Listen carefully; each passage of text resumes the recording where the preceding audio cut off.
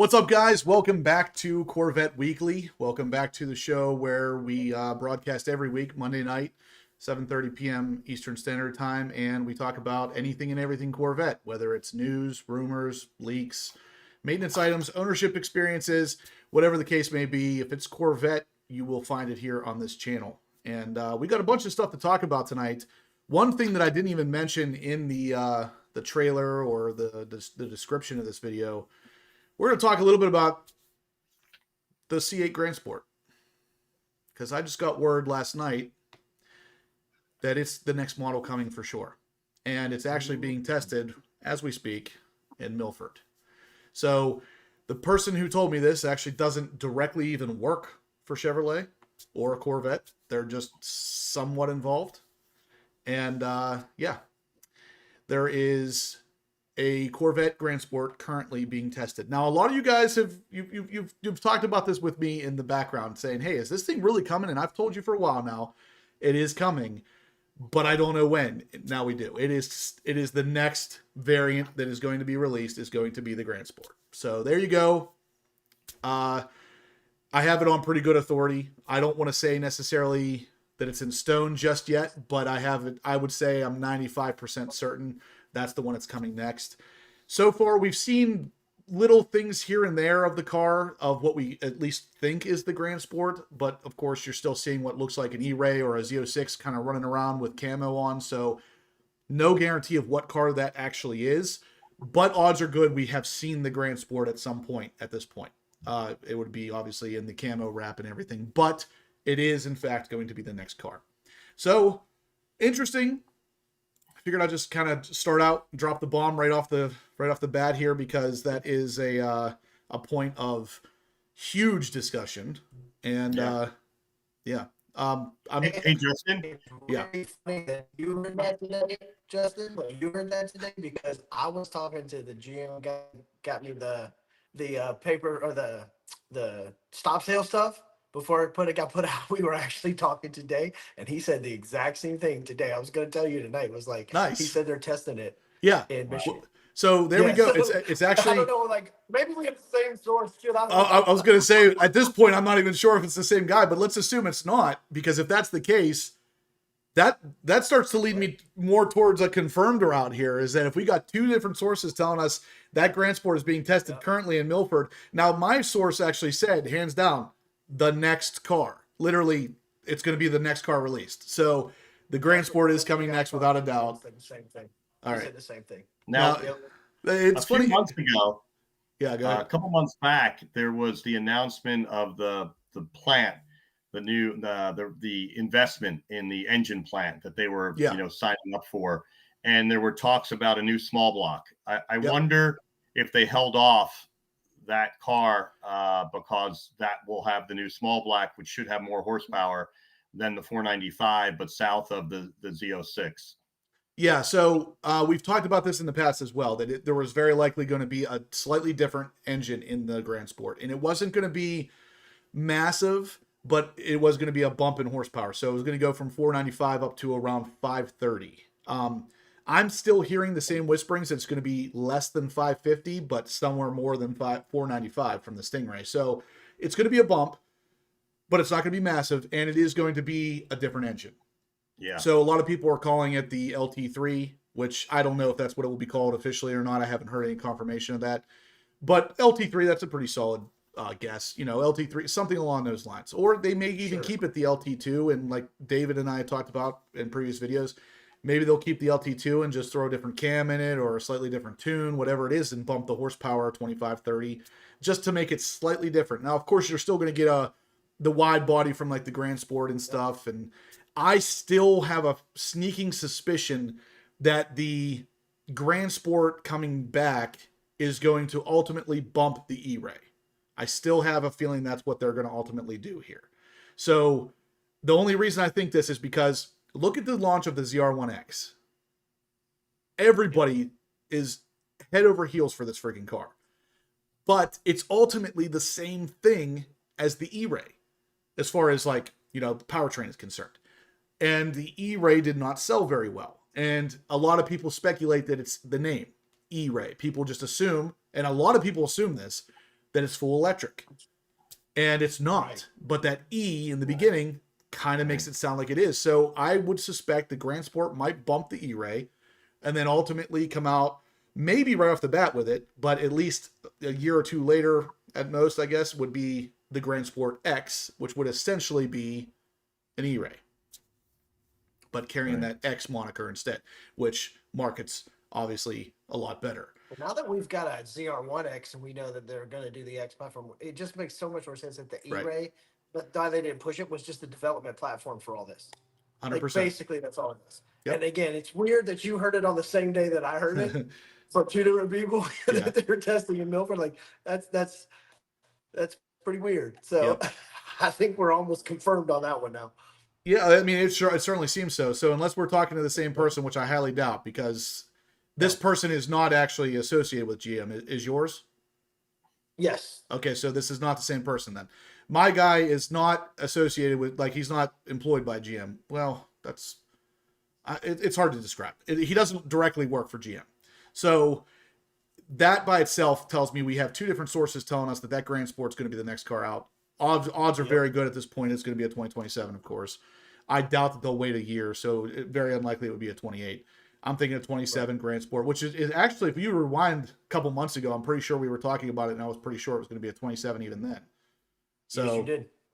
AARPM says he's driving up tomorrow to spy. Shoot me some pictures, man. I don't know if you're serious or not, but if you are, yeah. Well, that would match the timing of the new small block V8 launch. Yep. 27. Yep. Model year 27.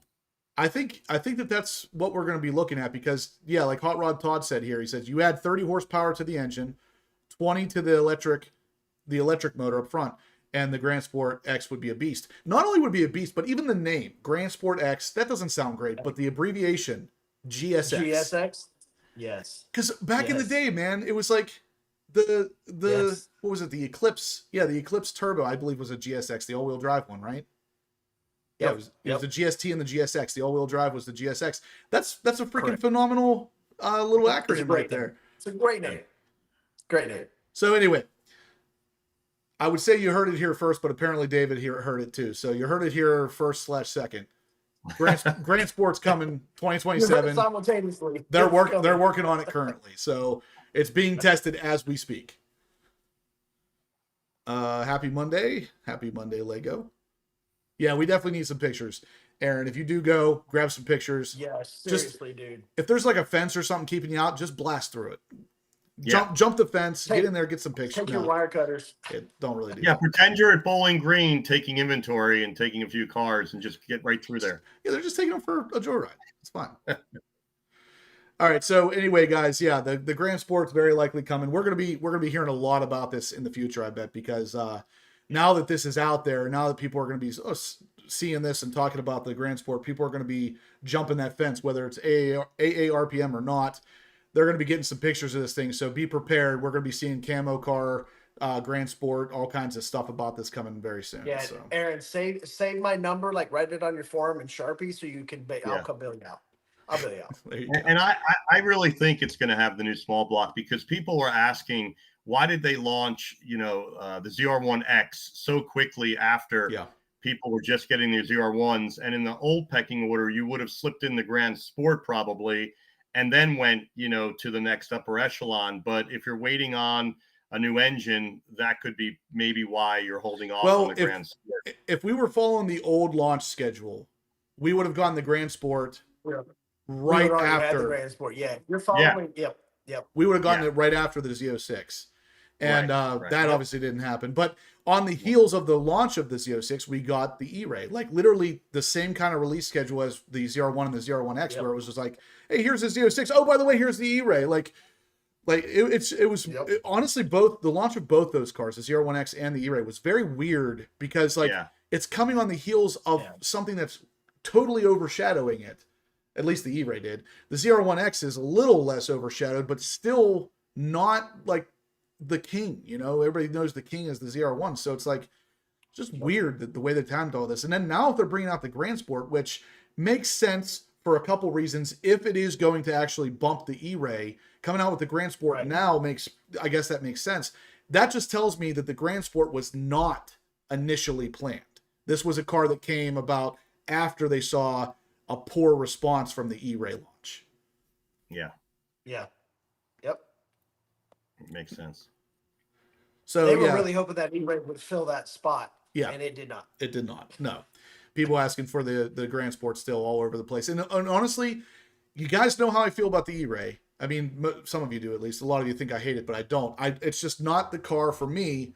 And even though I say that, that's with me knowing what the car is all about. If you poll 10 random Corvette owners, I bet you at least 7 to 8 of them are going to tell you that they think that the E-Ray is full electric.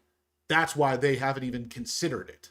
And that's unfortunate because the car is still pretty freaking cool. And there's a lot of people out there that would buy it knowing that it's a performance hybrid, but too many of them think that it's an electric car. Yeah. Yep. Yeah. And there's some good deals on those cars right now. I've seen 12,000, 15,000 off sticker. I just saw one listed on Facebook the other day. It had 1,800 miles on it. It was listed for 98 grand. Yeah. So it's officially I'm under 100. Brand new. Yeah. Brand new 25s yeah. are trying to get off the lot at 12,000, 15,000 off sticker. Yep. Yeah. Riptide Brick says David's coming in through a fog. You're kind of coming in and out. You're good right now, but yeah, no. Again, I had to reset the Wi-Fi, the router beforehand. So yeah, he's having technical difficulties, we'll say. Yes, sir. That's pretty much it. Chopper Larry says maybe the Grand Sport is just an E-Ray rebranded with the next gen engine. I mean, it is possible that right off the bat they don't even give you a Grand Sport; they just go straight to the Grand Sport X. But I don't know if they're going to do that or not. It is possible, and if they do, then it's definitely bumping the E-Ray because that's what the E-Ray is. So. Well, I guess it depends on how they price it too. Like, I was really surprised when they announced the X pricing on the ZR1, how there was I thought it was going to be a huge premium, and it wasn't. It was bigger. So it was still bigger though. It was bigger, but it still may make their decision on the Grand Sport. Like, again, if it's priced right, like we've talked about that with the E-Ray, but if you get a Grand Sport and then a Grand Sport X, if that Grand Sport drops in between the E-Ray and the Stingray, they're going to sell a bunch of those jokers. Guys, smash the thumbs up if you can. Let's get to 100 by 8 o'clock. That's 12 more minutes. We got over 100 people watching. Should be easy. Smash the thumbs up. We're talking right now about the fact that the Grand Sport is coming. David and I have both heard from separate sources that it's testing currently at Milford, which is obviously where GM tests all their cars before they really start to talk about them. So, yeah, that's that. But Grand Sport's coming. On that same kind of note, we're talking about possible pricing, and like David just said, where I felt the E-Ray should have been priced was more comfortably between the Stingray and the Z06 than where they went. If the Grand Sport comes out without the front hybrid motor, thus basically being a non-X package right off the bat, I do believe that would be priced between probably 85 and 89. That would put it really comfortably between the Stingray and the Z06. And then all of a sudden, there's very few people out there that would buy the Stingray over the Grand Sport if it's priced like that. So that would be the only reason why I would see this car coming out as a standalone Grand Sport and not the Grand Sport X right off the bat. Yeah, guys, hit that thumbs up. Help out the channel. It also helps circulate this to all the other Corvette crazy nuts out there like us. Well, then we can all hang out. We're all nutcases here for the Corvette. Let's all hang out. Oof. Easy, Chopper Larry.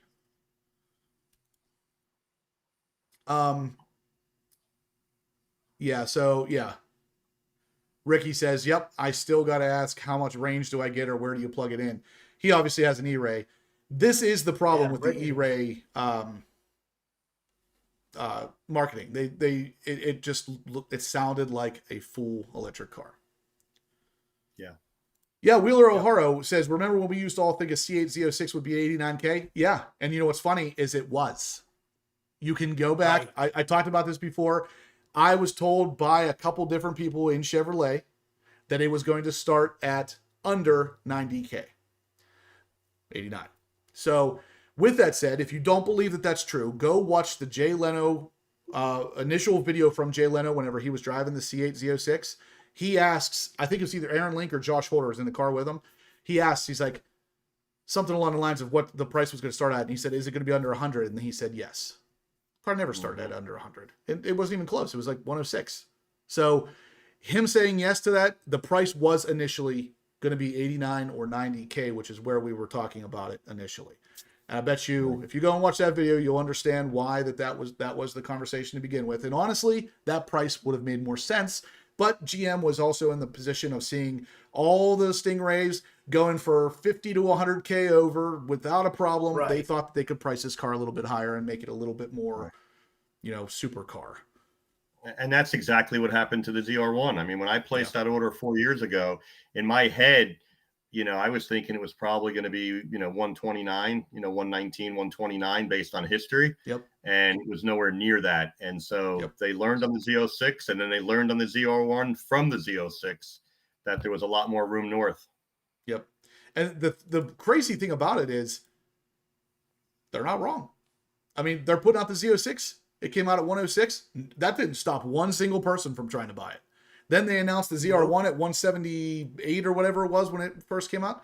That didn't stop one single person from trying to buy it. So it's like, I can't necessarily blame GM for doing it. I mean, the prices are way higher than I would like them to be, but at the same time, if it's working, why would you stop it?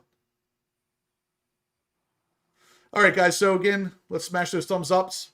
We're getting up there. We got 8 more minutes. Let's get to 100. We got 60 thumbs ups currently. Smash them here. Vertus says, if I'm correct on the pricing, he'll be buying a Grand Sport. I'm guessing on the pricing. I'll be honest with you. I'm not. There's nothing official here. The only official thing that I can tell you is that I've heard that the Grand Sport is testing at the Milford Proving Grounds, and so did David. So 2 different sources telling us that this is testing. Odds are good. It's happening. I'm guessing on the pricing. I think GM would be not wise to price this car above an E-Ray. It needs to be priced below an E-Ray and above a Stingray to really make sense in the lineup. And I think that makes sense to me in a lot of different ways. So I would say I'm 75% sure on that price.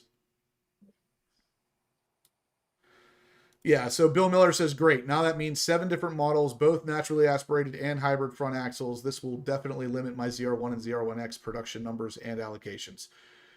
Not only is it going to limit that, but if the Grand Sport comes out and looks like an E-Ray or a Z06, now it's really going to start watering down just how special your car is, because now you got 3 different variants that look the same, and actually almost 4, because even the ZR1 looks very similar.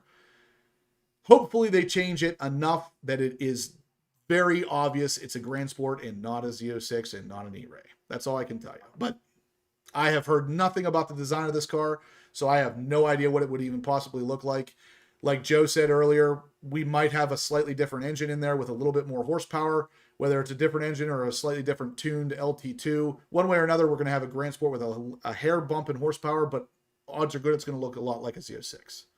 Well, and maybe they'll keep a tradition where they have the shark grills on the side or something, where they have that little bit of different stuff to just kind of set it apart. So when you look at it, it's a Grand Sport, but we'll see. Yeah, I mean, I want more. I need more than that. Like, that's not enough. I do too, but I'm just saying, like, if you look at the C6s, though, they look a lot similar, except for, what I mean? Like, they look real close. And the wheels are different, but that's fine if that's basically what we got with the E-Ray. And that's okay. I get that. The Grand Sport and the Z06 or the E-Ray and the Z06 are supposed to look similar. But now if we're going to have the E-Ray, Grand Sport, and Z06 and ZR1 all looking relatively similar, I think that's a problem. Oh, yeah, I agree with you. Keith Especially as a Z06 owner. Keith French says they may look the same, but they definitely are not going to sound the same. And that's 100% true. That is, that's one way to look at it. But it's still, I still would like this thing to be fairly different looking. Would be nice. Yeah. If they could find a way, this would be cool. They find a way to make the wide body, but with the same intake setup, like look as the Stingray, but it's a wide body instead of the bigger one of the Z06. Because it's that's a decent idea. Effectively, you wouldn't really need as much cooling with that car if it's effectively a Stingray anyway. So yeah. Yeah, Jay Brazelton says Grand Sport, guessing 89,000 base.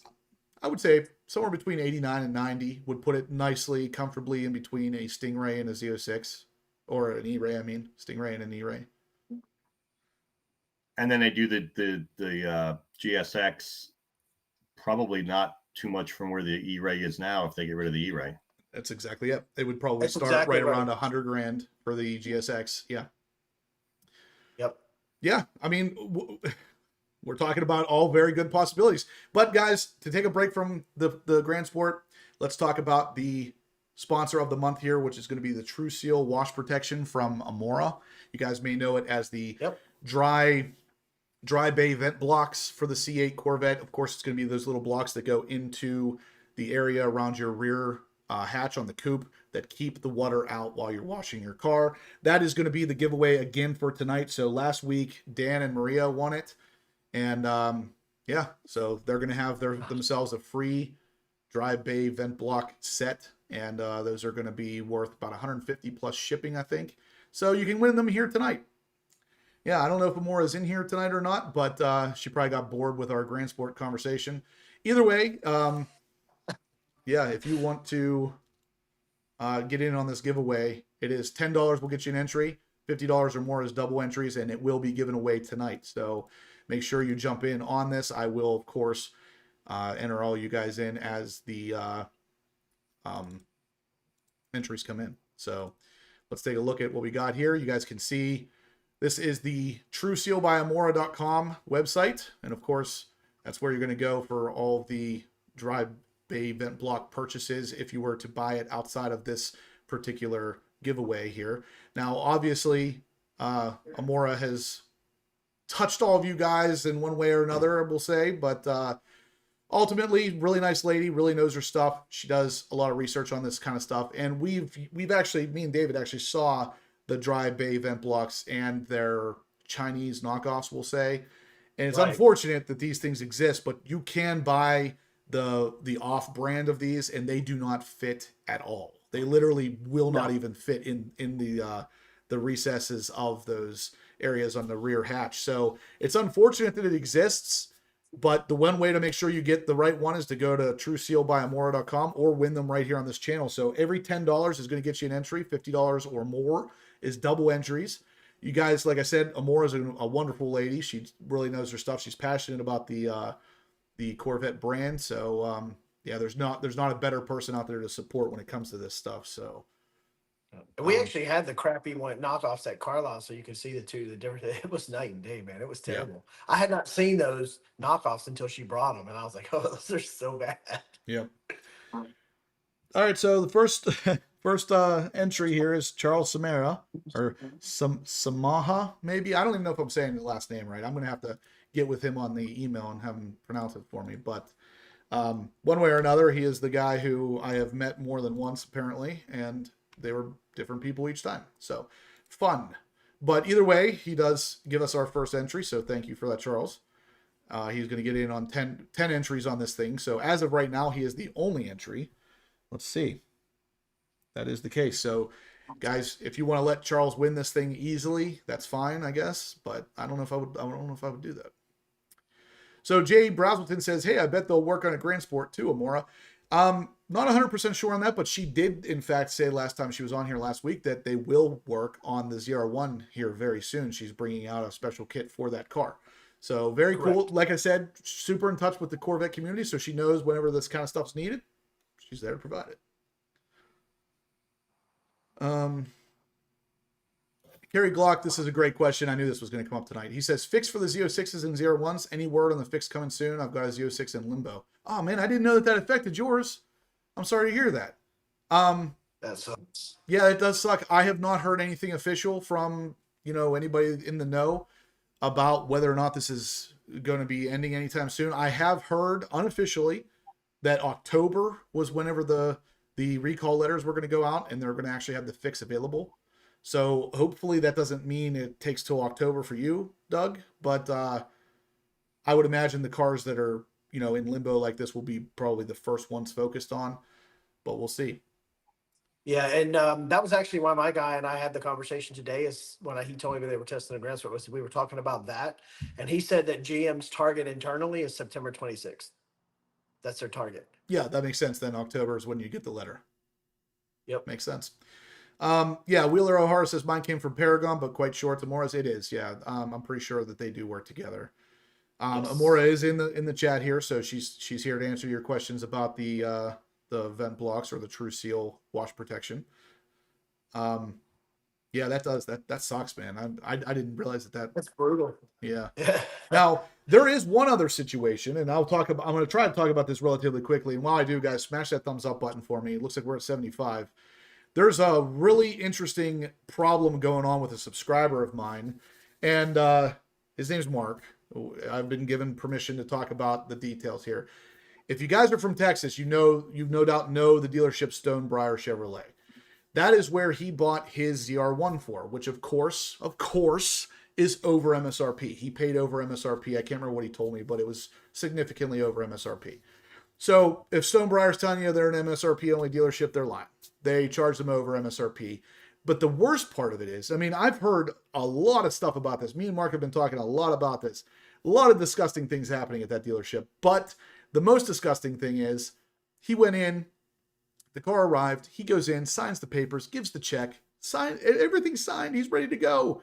And they won't give him the keys because of this fuel thing.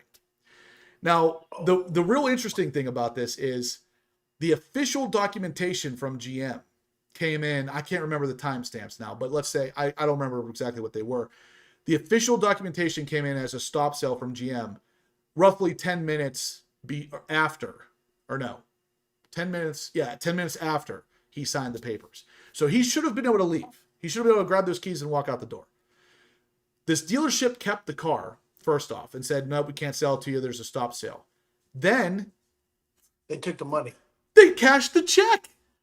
Oh. So literally, he is sitting there minus well over $200,000 in his bank account, and he doesn't have the freaking car. They cashed the check. Dirty. And I mean, I'm only telling you about 5% of what makes this dealership dirty. And now, obviously, Joe down here, him and I both know about dirty when it comes to dealership stuff, but this is nasty. And the fact that they cashed the check and didn't give him his car, and then here we are. And he still doesn't have the car. So imagine being him. You can't take this car because of this stop sale. And I mean, I feel bad for you too, Doug. Kerry Glock in the chat here. Anybody who's got a car they're literally waiting for this thing. Like, this is like, I'd be chomping at the bit. And especially Mark, he's got a freaking ZR1, and it's a Seawolf Gray. It's a beautiful spec, and he can't get it. Yeah, he can't, and that's 10 seconds Z06. He's like, what? They cashed the check? I'd be raging. Mark is surprisingly calm when I talk to him on the phone, because I don't know if I could keep my shit together. I may just have to call my insurance company and drive that thing through the glass. Like, So again, guys, for those of you who want to know, Stonebriar Chevrolet in Texas, they are the ones that are doing this. It wouldn't be a terrible idea to maybe, let them know how you feel about the fact that they're doing this. It's not cool. Rock. It's not a great thing that they're doing this to anybody, let alone one of us. This guy he currently has a C8 Z06. He wanted the C8 ZR1. He's in a position, he's done well for himself where he could buy a ZR1. And yet the dealer's telling him no. Wow. And that's different than the people that have their orders that are whatever. Like, dude had paperwork signed. Money exchanged hands. Like, that's a whole different, like, the guy that I get my parts through GM from has a Z06 that actually was going to the museum for museum delivery, and it's sitting at the factory. They won't send it to the museum because of this. That's different. It's not like money that's my thing. Is I told Mark flat out, I said, if they didn't cash your check, we'd be talking about a completely different story at this point. I mean, they did some questionable things up till that point as well, but a lot of that stuff, it's questionable, but it wouldn't even make it to my radar until they cashed that check. And then I was like, wait a second. You don't cash a check on something that person didn't buy. And until that car is in his possession, he didn't buy it. Correct. Yeah. Well, it says do not sell. They sold it. Yeah. And they weren't supposed to. Yeah. When you cash that check, it's sold. That's what Kevin Horan says. I wonder how many miles will be on it when he picks it up. And I said, right. I told Mark the same thing. And apparently it's being stored in a special place where it's not even visible to customers. But I said, you know what? I bet you if any one of us just so happened to go down to Stonebriar Chevrolet, I bet you can see that car. I bet you can. Because what better way of selling a car, period, than having something like the ZR1 sitting in your showroom floor? Yep. Yeah, Robert Brunn. It's not cool. What a bunch of thieves. Exactly. And the thing is, it's like you cashed a check. Just give him the car at this point. Who cares? This paperwork signed, Right. and it was signed prior to the stop sale. Just give him the car. Right. Yeah. That's dirty. Yeah. That's terrible. Gordon Cruz says they can't legally take the money if they cannot or will not deliver the car. He needs to call his lawyer now. He has a lawyer involved. And Gordon's an attorney, so Gordon I was going to say, knows. Gordon, if you would like to be involved in this, I'm not saying you have to, but if you would like to be, shoot me an email. I'll gladly hook you guys up, because it's unfortunate. I know he does have a lawyer currently, but I don't know the details. So if you would like to be involved, let me know. I could probably get you into that. Yeah, Gordon's an amazing dude, man. Amazing guy. Well, I was talking with one of the followers this week of your channel, and they were sharing that even Chevy dealers won't sell a used Z06. They're not supposed to, yeah. Right. Also for the same reason. And, that's interesting. That stop sale clearly says all new and used inventory. You can't sell any of it. Yeah. So real quick, General Lee says, "Hey guys, first off, what's up, General? Thanks for tuning in. What's up, General Lee? It's always a pleasure." He says, "Hey guys, just filled up my Z06 with no issues. Maybe because I'm anal about fuel ever dripping on my car. I'm not worried. If it clicks, I'm done. Not worried at all." And for the most part, that's all you got to do. And that's kind of the sad part is I saw recently, and actually it was me and go figure, another Joe that I know that lives in Florida. He was talking about contemplating actually plugging up the little hole that's at the bottom of the gas area. So when you put your gas nozzle in, there's a little hole at the bottom that's where the fuel that drips out gets funneled down into. He thought about plugging that off just so it doesn't drip down in there. There's a couple things at play here. So even when General Lee says he first off, there's three things you got to do. Make sure that nozzle is all the way into the actual fuel door area. Don't fill up past the first click. And make sure you're not filling up while that fan is running. That's the big one. So even if you don't overfill the car, I guess it's kind of a combination. You overfill it and that fan's running. The fan literally sucks the vapor and anything that drips down in there. It literally sucks it in and puts it right in contact with an ignition source. Don't fill it up if that fan's running. And really the only time that the fan will run is if you drive it hard in paddle shift mode. I've not had that run. I was going to say too, like what you're saying about that. Also, if you know you got to get gas, drive it easy until you get to the gas station or the last few miles so that those fans don't run for like 10 minutes. Just take it easy, let it cool itself on the way into the gas station. Yeah, if you use the paddle shifters, I've heard that run for up to 15 minutes after I park.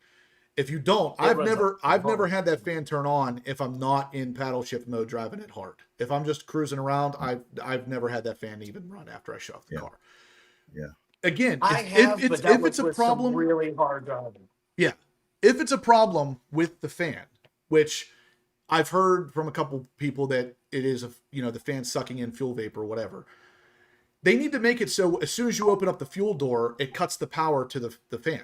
Like that's it. That's a fix. And then you do that with the diverter thing that the guy from Chevy told you about, David, and then the problem solved. Yep. Or the one, because I was talking about that today, because that would put your car, it's running for a reason to cool it to a certain temperature, right? He said better yet, maybe make it so you can't open the fuel door until the fans get the car cool enough that'll do it, so you can't open the actual fuel door. Rather than open the fuel door and it cuts the fans. But same principle, right? Well, like you can't have both open at the same time. The fans running are more like a preconditioning thing. So your transmission fluid's hot, and those fans run to kind of cool it down, anticipating the fact that you're going to start it up again. So it's like a preconditioning thing from what I can tell. Because there's no way that fluid's so hot that if that fan doesn't run, it's just going to start melting stuff. You know what I mean? I think it's a preconditioning thing. So when you start it back up, your temperature's not 190 degrees to start off with. Yeah, it's like anybody that works with like electrical stuff, that lockout safety thing. Like you have to have it locked out at 2 points. It's the same thing. Just lock it out when one's open, the other one's off. Period. Exactly. So Supercar Ranch, what's up, man? Thanks for coming back in. He says, I bet they will not file registration either, so his 12-month restriction won't start yet. I'm going to go down the list of things that them doing what they're doing here is screwing up. Now, I talked to Mark earlier today, and he actually told me he called a different dealership, and inquired about his VIN number. And in their system, they could see that his car was officially sold to him from Stonebriar. I think he said August 7th. Something like, I can't remember the date, but it's in their system as officially sold about a month before he actually signed the papers, which right there goes a month of your warranty. Yep. And if they haven't filed the registration yet, like Supercar Ranch is saying, then that means he's going to be waiting for 13 months to sell or do anything with his car instead of the 12 month that he would normally do. So everything that they're doing by doing this to him right now is screwing him at the end on every single step. That's so sketchy, dude. Yeah. This really, whenever he was telling me this, I'm sitting there thinking, I'm like, there's no way that this is happening. Like, there's on no planet is any of what he's telling me, is any of it legal. Yeah. Oh yeah. Like Gordon said, you can't, once the money changes hands, that is a sale. And if you can't sell it, you cash that check, you effed up. Yeah. And that's the thing, is like, if he had given them the check, signed everything, and then that happened, they never cashed it, again, we'd be having a different conversation, because they're just holding on to it until they can cash it. But they cashed the freaking check. Like, I don't know, man. It's just, that's sketchy. Yeah. So they took the check as he was picking up his car, and then after they had the check, said, by the way, we can't physically give you the car today. That's it. Oh man. And then they cashed it. And then they cashed it. He literally signed every single piece of paperwork that there is. So that car should be his. He signed all of it. He was done somewhere around 10 minutes prior to the stop sale coming in. So he was done. They had the check. He was ready to go. And for some reason, they still didn't let him leave with the car. Wow. So Z4 Life says, ever since the stop sale, I notice I'm getting filmed by cell phones when I fill up now. I think people want to catch me spontaneously combusting if it happens. And you know what's funny is I've been fine. Like, I've had my 2023. I had 13,000 miles on that when I sold it. I have my 25 now, has almost 3,000 miles on it. Now I'm kind of paranoid. Like, I've been fine all the way up to this point, but now I'm paranoid. I go to the gas pump and I'm like making sure that nozzle's all the way in there, and I'm not even filling it to the first click now because I'm paranoid. But I am seriously. I'm really confident in the fact that as long as you don't, like 40 miles, he had 40 miles to go, and we were joking. I was like, "Do you want to fill it up?" Yeah, no, somebody else can fill it up. I just been, consciously knowing I'm not even waiting for the click. I'm just putting like $50 and it's $50. That's what I'm knowing that I'm like 3/4 or a little more than 3/4, and no, not that it gets good mileage anyway, but I mean, it is what it is, right? Yeah. All right, so Joe, just for weight reasons. So, I'm actually going to make a video about this, Andre. He asks, how were you able to get your new Z06 for under 20K or for 20K under? I walked into a dealership where I knew the car had been sitting for about 6 months. They had it listed at 15K under, and I asked them to take off another 5. There's really not a lot of magic to it, but I have been actually told by 2 different people now that their salesman called me a liar, that never happened. I can literally show the paperwork if I have to, and I will when I make a video about this, because 2 different salesmen that I've never met in my life from 2 different states have called me a liar because there's no way that I paid 20K under for a Z07 package car, and I did. So look forward for that video. That's coming soon. We were on a conference call when you were signing paperwork, and you told us what you were paying under. Like, that was even before you think. Like, I mean, like, you literally told. He's like, "You're never gonna believe what I got this for," and I was like, "No, that's amazing." Well, these salesmen, of course, none of the salesmen want to mark these cars down. So my subscribers are showing their salesmen, "Hey, look at this video. This guy got it for 20K under," and they're like, he's lying.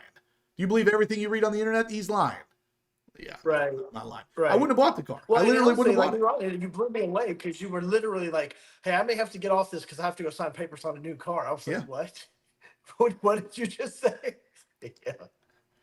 Steve Robertson says the same thing I was kind of thinking. He says, "I've been putting fuel in cars in the Z06 for 2 years now. It's not suddenly going to be an issue now, and it probably won't. But now it's in my head. It's like, it's in there like, hey, don't go, just in case, because there are those fuel pumps out there that are broken or whatever that don't click, and it will just keep filling until that thing's completely full. The odds of that happening are very slim, maybe 0. But I don't want to take the chance. Okay, so I'm going to fill, just like Joe said, I'm not even going to fill it to the first click. I'll put 50 or 60 bucks in it if it's bone dry. I know that that's about what it's going to take, and then I'm done. And as long, I think the bigger issue is that fan. Dry. Yeah, I don't ever let it go that far anyway. I put 5-6 gallons in it. That's all I want, man. Like that's period. Yeah. Yep. And yeah, this is it. Ricky says exactly it. He says it never hurts to ask. Justin asked, they said, sure, done deal. And that's really the way it went down. I walked in, they had 15K written on the windshield, 15K under MSRP.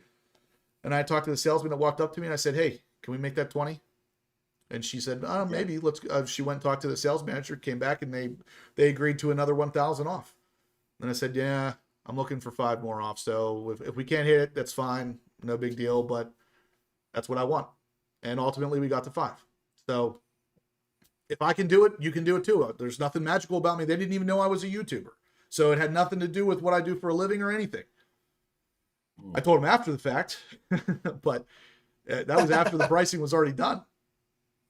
Well, especially if you've been buying and you've seen it sit there for 6 months. That's a lot of leverage. Yeah. I looked at that car in February, I think it was, of 25. And it was in their showroom. It wasn't listed at anything under MSRP at that point. But I looked at it, I was like, yeah, that's a pretty nice build. But I didn't think about it because I still had mine. So I wasn't going to sell mine to get that.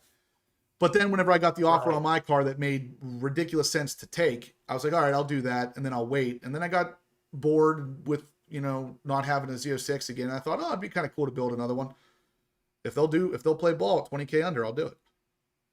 Well, I remember when you sent me the picture from the showroom floor, before you negotiated the extra money, and it was like, wow, that's aggressive. Right on the windshield, it was 15 and change off right on the windshield. Yeah. And I have those pictures still where it shows that that's what it started at.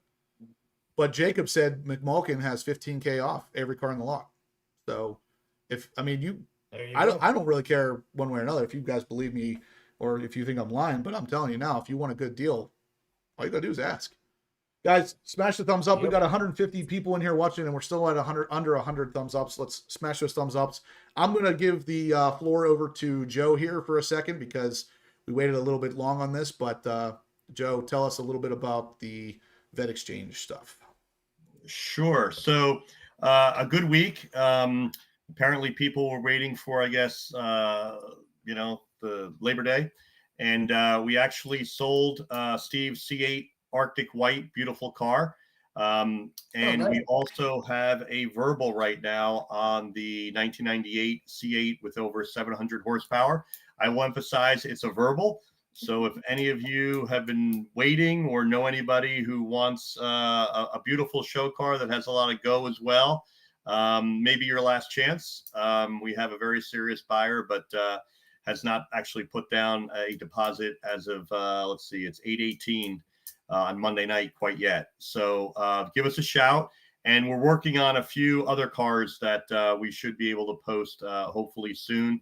And just a reminder to any of you that are live tonight with us, if you know anyone or you yourself have a car that you are thinking of selling, reach out to us. And we've been pretty successful in certainly getting every one of these folks more money than they were going to get either privately or certainly through a dealer in their area. So that's sort of our commitment, is to team with you and really be a good advocate for you as the seller, and then also allowing buyers to do better than they would do if they were going into a dealer to buy a brand new Corvette or pre-owned Corvette. And that's really what we're here to do. So reach out and we'll give you some great concierge service, and we get back quickly. And we manage the whole process. And you as the seller won't have a communication with anybody tire kicking or wasting your time. I do all of that personally, all the vetting. And until I think the buyer is real, we don't even reach out to the seller until we've had all those discussions. We've already negotiated the price. So there's no last minute change in price or negotiating when somebody comes to pick up the car. And we've sold cars literally in 24 hours. and in some cases it's taken a few more weeks. But we're excited about the sale of Stevens and the verbal we have, and hopefully we'll bring some new ones for you shortly. I agree. So as usual, guys, it's been really awesome doing this. Joe and I created this more so as a service to the Corvette community than anything, because like Joe and I have talked about in the past, we're not charging enough money to get rich off of this by any means. It's more so of a service that we can both offer that kind of makes sense for everybody involved. So yeah, again, like Joe said, if you have a car that you're wanting to sell, feel free to reach out. You can go to my website, horsepowerobsessed.com, and right at the top, which you can see here, right in the center there, it says HPO Vette Exchange. You click on that link. It's going to take you to all of our cars that are available, as well as a FAQ testimonial section. And you can see right here is the email address you'll want to send any inquiries to. So if you want to sell a car, click there, let us know what you're trying to sell, what you've been offered for it, and we will see if we can beat it. And if we can, we'll work with you right from there. So really an easy process, and it's been pretty much, you list a car and it's sold within a couple of days for the most part, with the exception of maybe one or two. So odds are good we get it moved pretty quick for you. But yeah, so what did I say? I saw a comment in here I wanted to talk about. Yeah. Somebody said, yeah, Red C8 Z06 said, to build my 2023 Z06 as a 2026, the exact configuration would cost me an extra $18,000 today. Holy shit. Almost 20 grand more for the exact same car. And it's funny because I'm on the page to build these cars. I wanted to show you guys some of the builds that we've been that I've been doing on here. And it's funny because the initial thought right off the top of my head, as soon as I opened up the Z06, wow, it starts at 120 grand. That's $14,000 more than it started at whenever I bought it in 23. Like, and then you add in the extra, the differences in the options available. It is wild how much more money these things are.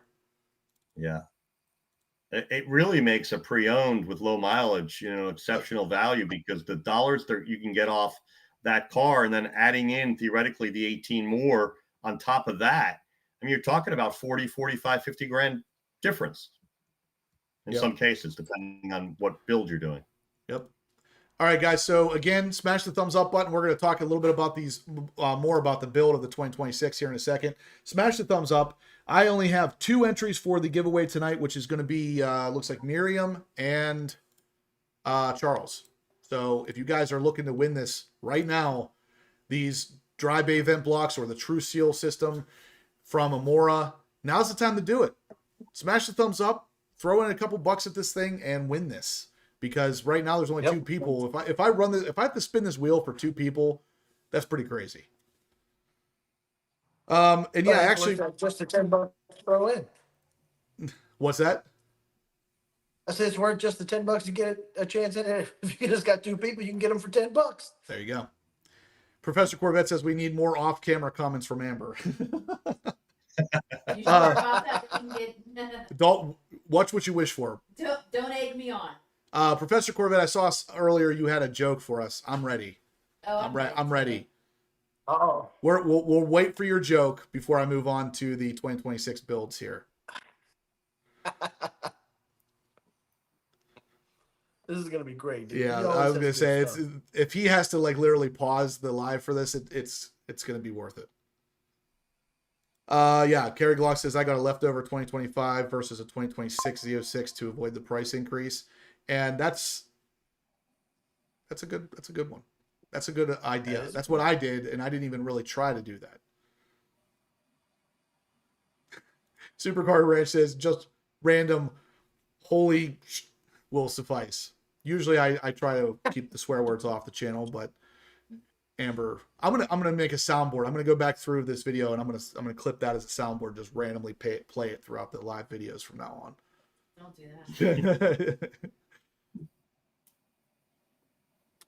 Okay, Professor Corvette, this might be part of his joke, but let's see. What is a C8 Corvette owner's favorite convenience store? The gas station. Something with fire. Did I get it right? It has to be. The gas station? That is a convenience store, Amber. What is the favorite one, though? Fire something. Squircle K. Good God. Oh, it's so bad. It's so bad. Yeah, I was going to say, like, oh, it's so bad that it makes us die. Oh, gosh. Texas Clay says cuss jar for Amber. If there was a cuss jar for Amber, I'd be a rich man. Amber would have no money. I was going to say I'd be a rich man. KP says it. Guys, just a reminder, thumbs up. Hit those thumbs up, guys. Let's do it. We are going to talk about some 2026 builds. Back and forth? Dan says, hi, Amber. Maria and Coco send their love. Hello there. All right, so let's talk a little bit about the 2026 builds. And while I'm doing this, David and Joe, you guys are more than welcome to chime in your opinions as well, because I'm sure you've both played with the build and buy tool so far. But like I said earlier, I've noticed a couple of things like in the title here. There's some surprises here, and really what I mean by surprises is there's some things that don't make sense, and I'm not sure if these are going to be changed or if this is just like a, an add items as we see fit kind of thing. I don't know, but this is the build and buy, and of course we can start with the 26 Stingray, E-Ray, Z06, and ZR1. The ZR1X is not on here just yet, but one thing I wanted to make sure that you guys know, and I don't even know if you guys know this, David and Joe, the 26 lineup in general is able to have the asymmetric interior. So it doesn't matter if it's a Stingray, E-Ray, Z06, or ZR1, any one of them you can do the asymmetric interior in. But it has to be a 3LZ or a 3LT. So if you don't do a 3LZ or a 3LT, I think I'm going to have to try it here, but I'm pretty sure it limits, it either doesn't allow you to do it at all, or it limits what seat option you can use. Yeah, I don't think the seat option comes in, is what happened to me. Is that what it is? I think so. No. So I just chose 2LT, and a asymmetric is not even an option on a 2LT. So you do, in fact, have to have a 3LT car, which then you can choose the asymmetric interior. Yeah. And it's the same on all trims. So Stingray, E-Ray, Z06, ZR1, it's the same exact option here, which allows you to have one red seat and one black seat. And you can do that with either the GT2 bucket seats or one competition and one GT2, or both competition, and one will be red while the other one's black. I'm not into the So different colors. I don't know. I kind of like it. Like not the into What one do you think of that, Justin? I think it's Yeah. kind of cool, and I think it's because I didn't really realize just how asymmetric it was going to be. Like if you look at the door panel is red, whereas on the passenger side it's black, and then all of the red accents are literally focused in the cockpit area. Yeah. What do you think of that, Joe? I think I have to get used to it. I mean, to me, it's almost like you had a problem. You went to a junkyard, you got a different seat and a different door panel, and everyone's saying, "What's up with that?" And, and now we're paying for that. Okay. Okay. And I'll tell you what, that is going to be exactly, if I had to guess, there is going to be a generational divide on this, I bet. It's going to be older people say no, younger people like it. I'm right in the middle of that generational divide, because I don't think I would do it, but I appreciate that they offer this as an option. Yeah, I do too. And like I said, for me to own it, I'd have to get used to it for a while. No. It wouldn't be my first build that I would choose that, but as you see it more, like most things, it may grow on you, and then you might be like, wow, that's pretty cool. Yeah. I think like I said, I think it's cool. It's not for me. Just like an E-Ray. An E-Ray is pretty cool, but it's not for me. So now next I'm going to start seeing online about how badly I hate asymmetric interiors. Hey, Justin, what about a reverse two-tone? Yeah, I'm glad they're So you have the two-tone reversed on the passenger side and the driver's side. The seat versus the trim be reversed. That would be really hard to do, because I don't know. That'd be weird. Yeah, that'd be weird. Yeah, so 10 Seconds Z06 says the stripes are asymmetric too, which helps it look more like it was planned. Plus, something I just found out, the guy who makes those carbon fiber engine covers that I have on my car, they're 2 pieces. He just contacted me about selling one that's red and one that's black for the asymmetric guys. And I was like, geez, that's a freaking fantastic idea. So if you go asymmetric interior, you get the asymmetric stripes. You can put one black cover and one red cover on your engine bay in a Z06. I will have that as an option at some point on my website. I think that would be awesome. So if any of you guys are going to do it, let me know. I could get you covered with a nice engine cover that matches that setup. So it looks like we lost David again, but let's move on with the 2026 builder. So I just wanted to let you guys know right off the bat, the asymmetric stuff is available for Stingray, E-Ray, Z06, ZR1. It's not just the ZR1, which a lot of people thought for some reason. But moving on, where things got even more interesting for me was under the interior options. Because on the Stingray, we can come in here and we can choose the carbon fiber interior trim. This is basically the level 1. There is no level 2 available for the Stingray. That's not anything new, though. That's the way it's always been. But where things get really interesting is there's also not a carbon fiber hood available for the interior above where the speedometer area is, right up here, where it's red right in front of the steering wheel there. Let's see if I can get a better picture of this. Yeah, right up here where you can see the red right above the steering wheel. There's a carbon fiber hood option that goes up there. Now, why I think this is weird is, number one, it's not an option on the Stingray. That's weird because it's the exact same interior otherwise. It is an option on the E-Ray. It is an option on the Z06. And I don't see it as an option for the ZR1. So why? It was literally shown on a ZR1X, I believe it was. But the ZR1 is not an option. And I know a bunch of you out there are going to be like, oh, that's not true. It's there. I'll show you.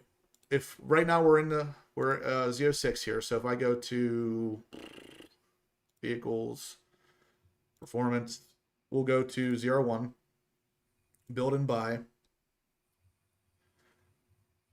the coupe, and I'll always do 3LZ. This is basically my build right here. And then we'll go to the interior options. And you'll see in here, we will have the carbon fiber interior trim, which is the level 2 interior trim. And then that's it. There is no carbon fiber hood option for the ZR1. Or, I'm sorry, this is the level 2 package. Either way, there's no carbon fiber level 2 or carbon fiber hood for the ZR1. Could that can't be a base 3LZ thing on a ZR1, could it? That's a great question. That's a great question. Because, oh God, it might be. Look at that, Joe. You are schooling me. It looks like it is. All right. Scratch that. Look at that. We learned something new together today. So it looks like the level 2 carbon might actually include that then. Let me see if it says that. That's weird because I played with this for like an hour and did not notice that. Let me see what it says it includes. All right, so it says trim on the console, instrument panel, and door panels. It does not say it includes that hood. So I'm wondering, let me remove that completely and see if maybe that's included without selecting anything. Yes, it is. Okay. Yeah, so it's just part of the base 3LZ in the ZR1. It's a default option on the... Yeah. Awesome. Yeah. And the only reason that makes a little bit of sense is just because that car is so loaded with exterior-wise. Yep. Yeah, they just figure we got to put that on there. It's standard. All right, guys. So this is nice. This is awesome. I'm glad to see Joe got it. I did not realize it was standard. But, okay, so either way, the Stingray doesn't get it. There's no option where I saw it on the Stingray. So regardless of what you choose on the Stingray, you don't get a carbon fiber hood. But Cameron says that it's standard on a ZR1 and the X. No. So 10 seconds Z06 says, do all cars include the heads-up display standard? No. The 1LT Stingrays do not have it. Yeah, and then also NBA Live says there's no carbon steering wheel offered on the Stingray either. And yeah, that's true. I do know the Z06 1LZ does give you a heads-up display. Yeah, it does. Yeah. That's a great question. 10 Seconds Z06 says, is there going to be a reflection from the carbon fiber hood piece on the windshield? I bet there will be. Yeah, if it's a gloss finish, there's got to be. Okay, so that part is not a surprise, but it is, like I said, asymmetric is available across the board. There is no hood available at all for the Stingray. That's not even an option. And what else did we notice here? Oh, if you guys didn't know this, I actually talked to the owner of the ZR1 at Corvettes at Carlisle. It's Steven. I'm not sure if he's in the chat tonight or not. But he told me that the ZR1, the C8 ZR1, the scrape armor radiator grill guards for the front don't work on the ZR1. And I said, really? It's the exact same shape bumper. Everything's the same on the front bumper. And he said it won't work. And I was like, well, that's weird. And I was wondering, he said that there's something at the bottom that stopped the bracket from going in. And then I actually heard from Scott from Scrape Armor that they're working on the ZR1 to try to make that work currently. So now all of a sudden that makes sense. And again, if you go into the build tool and you go all the way through to the end on a ZR1, again, under options, there is nothing in here for scrape armor grill guards. Yeah. So the side or the front, there's no option for the ZR1, but they are there for the Z06 and the E-Ray and the Stingray. Yeah, so, when I was doing the build for the ZR1, I was pretty surprised, and this is going back months ago, back to probably February or March, but I obviously wanted those, and it wasn't an option, and it's still, I guess, not really available. Yeah, and I think I really think that's weird, because like it looks the same. So apparently there is some extra ducting or something underneath the center radiator area. It's underneath, like where you can't see.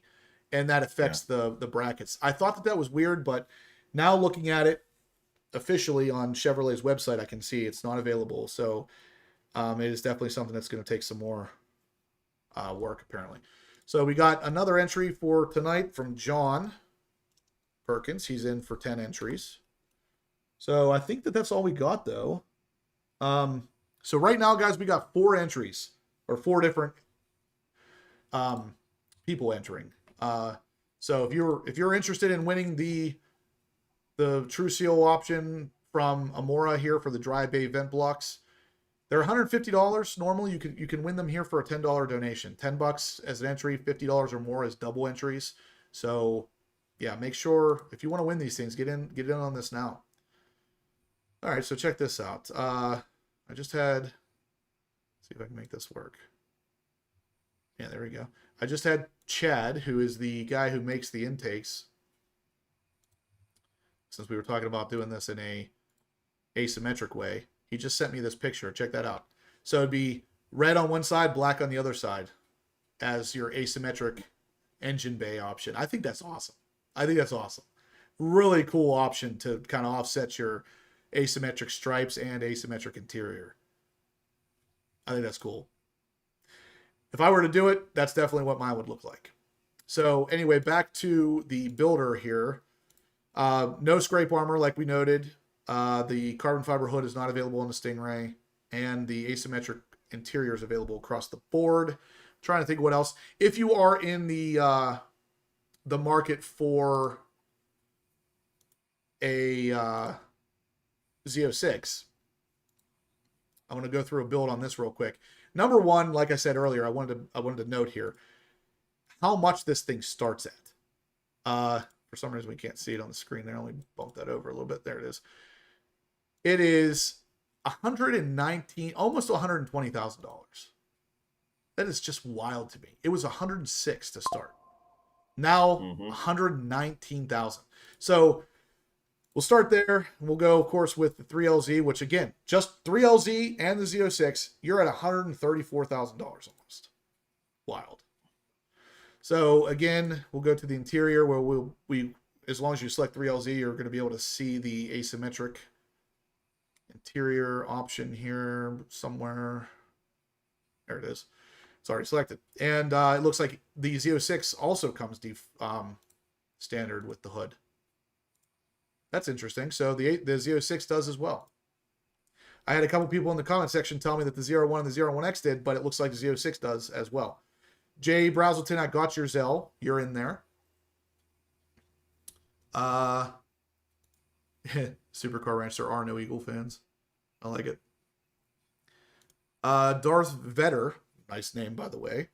Haven't watched it yet, but these will ease the pain. There you go. So Darth Vetter is in for one entry, and that's a new name here, guys. Even though it says that you've been on here a lot, I haven't seen that name. What'd you say, Joe? No, cool name. Yeah, very cool. So he's in for an entry. You guys might as well get in on this. Like Darth Vetter said, it's going to ease the pain of your washing. So yeah, again, hood, carbon fiber hood is standard on 3LZ, Z06, ZR1, and ZR1X, but not Stingray. And actually, while we're at it, let's see if that's the case with the E-Ray as well then. Coupe. Yeah, whatever. 3LZ. Interior. No. So it is not standard with the E-Ray.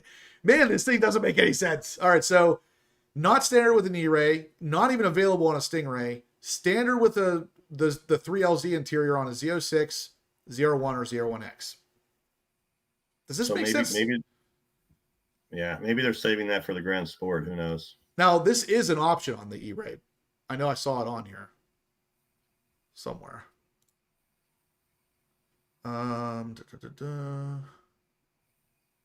Yeah, right here. Carbon fiber display hood, $700. So if you choose that, you can get it on an E-Ray, but it's not standard. I don't know, man. It just really doesn't make a lot of sense to me, but what do I know? Strange.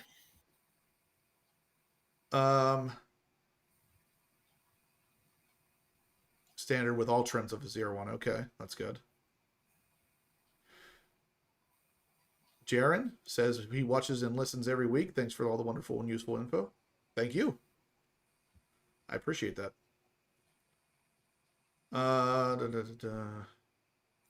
Carbon fiber hood will be on constraint. No doubt. No doubt. I'm sure it will be eventually. Let me think if there was anything else. If I noticed anything else in the builder that was weird. Well, one thing, I don't know if you'll be able to see this here. This picture right here, it's kind of small. Says carbon fiber level 2, or the carbon fiber package level 2. Let's see if I can screenshot this and open it up bigger. The reason why I'm talking about this is because you can see in the screenshot, it's showing the like stealth interior color on the transmission control, as well as the area where your new mag ride is at. You can see that here. See if I can zoom in on that even more. So you can kind of see how that looks like it's stealth, or the darker aluminum around the mag ride. And then up at the top where your transmission controls are, it's a brighter silver or aluminum. Trevor at Corvettes at Carlisle told me that that is not going to be the way the car is going to ship. That is a pre-production thing. So once the cars actually ship, that silver part around the transmission will be around the mag ride control as well. That's what he told me. I actually, on the video where I'm showing the 26 interior, that's what was spoken to me. So if that's the case, these pictures are wrong.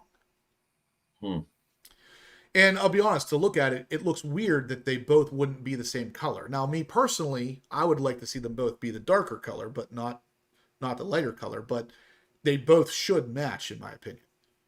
And that's what he told me is going to be the case. So I guess we'll see.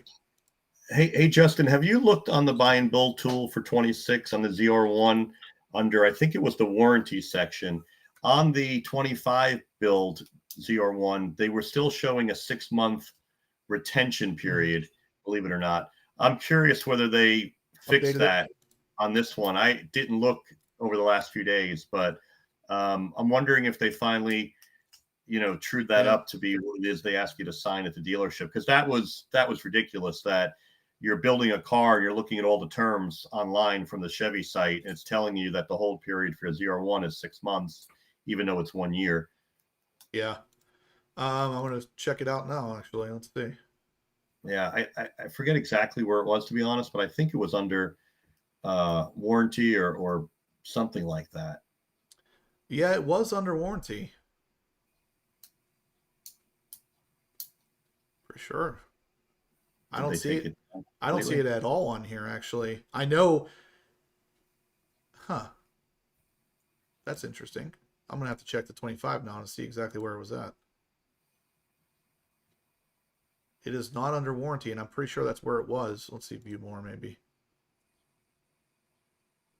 No, still not there. Or no, there it is. It still says 6 months. Powertrain coverage will be voided if ownership of vehicle is transferred from the original owner within the first 6 months after delivery. So do you think after 2 model years they should probably correct that? Yeah. With that said, I'm going to check and see if the Z06 still says that, because that's supposed to be gone for the Z06 and E-Ray now. Oh, it is? Yeah. That's not. Oh, I didn't know that. That's not a Didn't thing know. anymore for them. Yeah. All right. So warranty, view more. Yep, it's still here. Be voided if ownership of the vehicle is transferred after 6 months or before 6 months.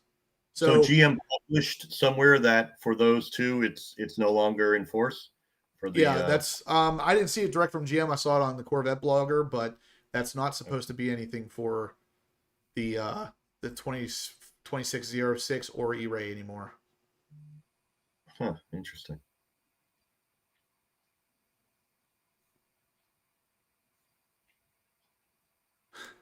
Professor Corvette said that Stealth never included a stealth transmission trim ring. He was improvising on the spot. I analyzed his facial expression. As much as I appreciate the way you worded this, I think you might be right. I think he misunderstood what I was saying. That I love the way you typed that out, but I do think you're right. Chopper Larry, that's a great question. I had somebody else ask me that earlier. If you guys remember the builder, when you could first build the 25 ZR1, it had what looked like almost like an extra canard on the inside front of the fender well that stuck out like an inch or so on the front side. And then those disappeared. And everybody thought, well, that's obviously going to be something that they're going to offer on the next model, being the Zora, before we knew it was going to be the ZR1X. But now that specific option hasn't made a reappearance. So it could possibly come once we get the 26 builder for the ZR1X, or it's going to end up being an option for a future car. Maybe the Grand Sport that's coming. Who knows?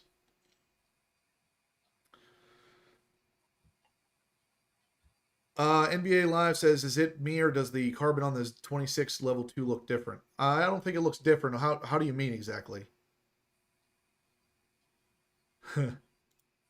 Yeah. David has opted for the blackout option. Yeah, I'm not sure what happened, but his connection must have dropped. Has he been in the chat at all? I know he was having an internet connection issue, so.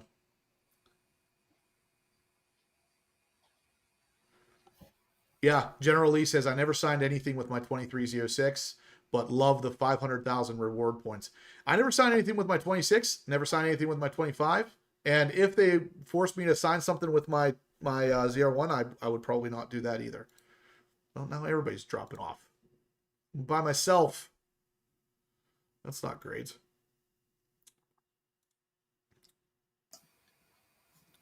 You're in the background. Sorry about that. That's okay. Joe is here still. That's good.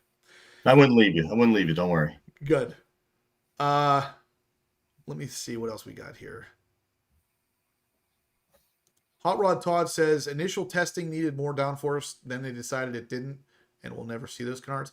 I don't know about that because it was only visible. Yeah, it was only visible on the ZTK package, if I recall correctly. I bet we end up seeing them. I bet they come out on either the ZR1X or the next car. Let's see. Guys, once more, we are going to do the giveaway tonight for the dry bay vent blocks or the True Seal wash protection by Amora. If you guys want to get in on this, there's only 4 5 entries now. So if you want to get in on it, now's the time. We're going to be doing that very soon here. I don't think there's anything else on the 26 I wanted to talk about other than the electrochromic roof not being retrofitting. You can't retrofit this. So if you have a 25 and you wanted to buy this electrochromic roof and throw it on there, you can't do that. There was a picture in here that shows why that's the case. I'll see if I can find it again. Yeah, it's right here. So this is someone actually took a picture of an electrochromic roof installed on a 2026. You can see there's buttons on the back for dimming and brightening it up. That literally, the connection for the power for that is literally not there unless you have a 26. So if you were thinking of grabbing that roof and, retrofitting it, it's not going to work. Now, what's kind of interesting on top of that, though, is that the regular transparent roof is still being offered. So it's being offered alongside the electrochromic roof where you can change the darkness on it. I thought it was interesting that they would offer both. So I guess that's it, though, guys. So does that mean if you buy the dual package, the 2 roof package, yeah, one is going to be powered and one of them won't be? No, you'll probably just still get the standard transparent roof. That's probably why they kept it as an option, because the electrochromic roof is I think it's $3,000. Let me pull it up here. I believe it's $3,000. And that's obviously going to be $3,000 higher than what you would pay for the current dual roof option. Yeah, it's $3,000. So, the transparent roof is only $995. That's actually not that bad.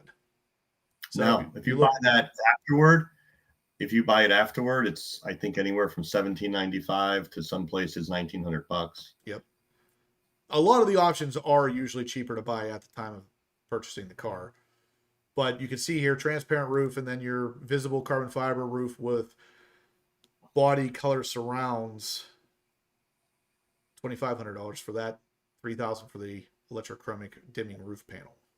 And actually, I wonder if this says, it doesn't say that it's not retrofittable, but it definitely wouldn't be based on those pictures we just looked at.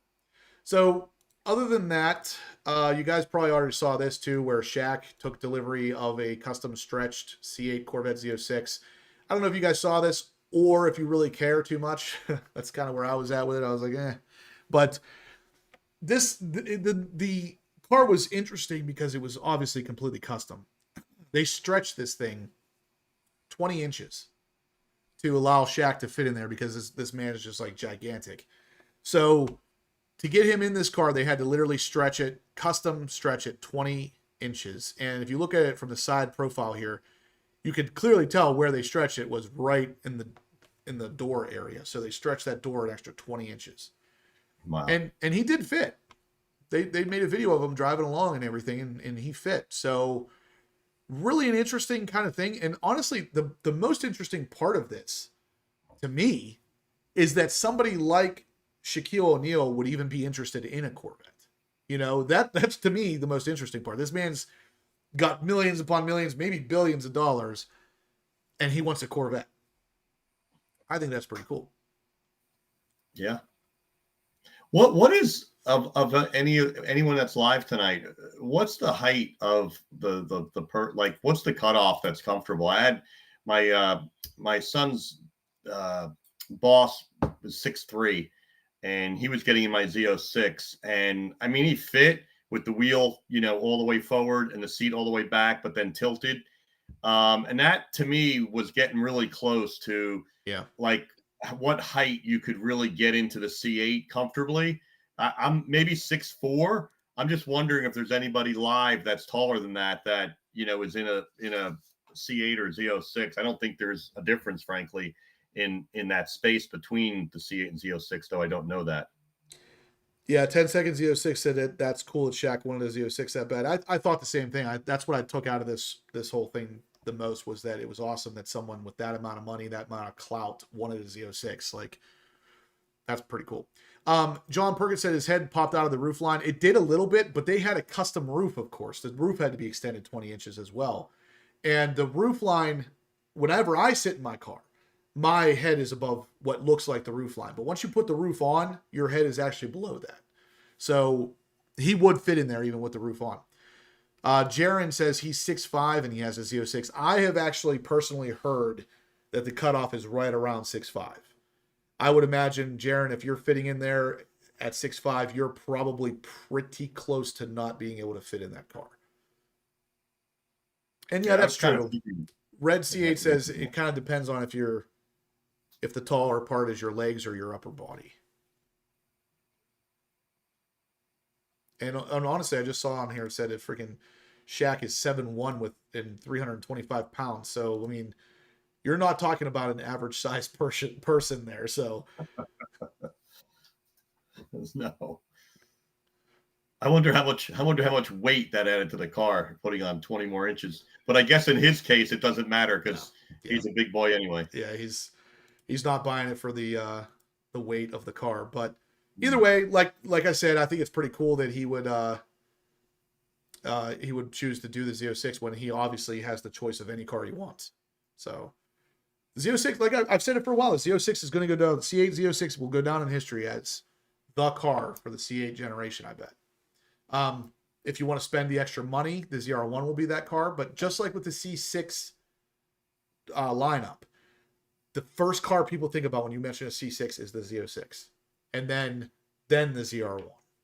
Even though the ZR1's a better performing car, the Z06 was the special one because it had that special engine, 7-liter. So I think the C8 Z06 will be the same thing. It will be the old car with a 5.5-liter flat plane crank. And even though that is kind of the same engine that's in the ZR1, it's just not quite the same. I'm going to go ahead and load these in, guys. Where are we at? I'm going to give you 3 more minutes to get in on this giveaway if you guys are interested in winning the True Seal wash protection option from Amora. It's going to help you wash the car. It's going to keep the dry or the engine bay dry while you're washing the car. It is a $150 option. You can win it here for a donation of $10. $50 or more will get you double entries. If you want to get in on this, guys, do it now. I'm going to give you 3 more minutes from here forward to get entered in. Otherwise, we're going to spin this wheel with the current 5 entries that we got. So yeah, I have these, and for those of you that don't have a set of them, they really are a big help. Especially, as Justin and I were talking the other day, the stain marks you get can happen really quickly on that inside plastic shroud that around your engine bay. Yep. I'm sure most of you have already experienced that. So in particular, it's even more important on a C8 for whatever reason.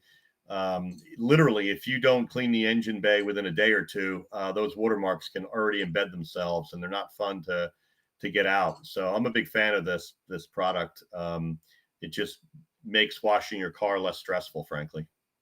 Yeah. Now, honestly, when we talked about it the other day, Joe, I didn't even really give too much thought to that because one of the first things I do is cover up that plastic in the engine bay anyway with carbon fiber overlays. But after you had said that, I remember on my 2020 Stingray before the overlays were available, that area just always looked like crap. There was like nothing you could do. Some people were putting like tire shine stuff on it to make it look good for a show, but of course that doesn't last. And it's really weird that that material was used there, knowing that it was going to stain with just a water droplet. Yeah. All right, Keith French is in for an entry. Thanks, Keith. And Jay, you're right about the Z06 sound. ZR1 is amazing, don't get me wrong, but in normal cruising, it definitely is quieter. The ZR1 is. And when I was speaking to Josh Holder about that at Carlisle, it was, he was 99% that it was actually the turbos acting, as you've said, Justin, as sort of a muffler. Yep. And he gave about 1% to my suspicion of the cuts in the glass, allowing some of the engine noise out that's not reverberating back inside the cabin. So he only gave that one 1%. But it's better. It's better than 0. Yeah, it's definitely quieter than the Z06. Professor Corvette says, are there any titanium lug nuts on the giveaway wheel? Not tonight, but maybe in the future. We could possibly have a set of those up here. Sean says maybe Shaq can use the Corvette in his general insurance commercials. God, those commercials are awful. I mean, anybody who knows Shaq knows him well enough that like when he's on the NBA, anything that he's doing any kind of like commenting on, he's always just like he's funny for the wrong reasons. Like he always just does really weird, dumb stuff. And then those general insurance commercials, you got this stupid little like half-heartedly animated guy in a army suit or whatever. Like it's just weird. Yeah. And when I checked their prices a year or two back, it was literally double what I was paying. And I'm like, okay, well that'll end that. No, they got to pay for Shaq. He's not cheap, Yeah, I'm sure. that was even before Shaq. Now it's probably triple. All right, guys, we got one more entry from Keith. I'm going to give you one more minute here, guys, if you want to get in on this. I'm going to spin this wheel in a second. While we're at it, smash the thumbs up button if you can, guys. It really helps. Hopefully you enjoyed what we were talking about tonight, and the thumbs up always assists with that. So smash thumbs up. Looks like we did lose David permanently. He's done trying apparently. So let's see. Guys, you want to get in on this giveaway? Right now is your time.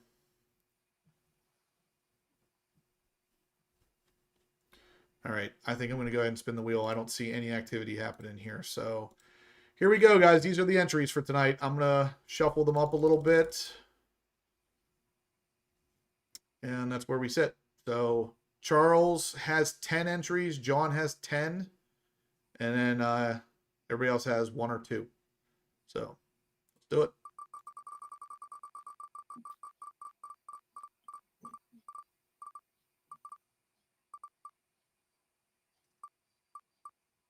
Oh boy, it looks like John's gonna lock it in.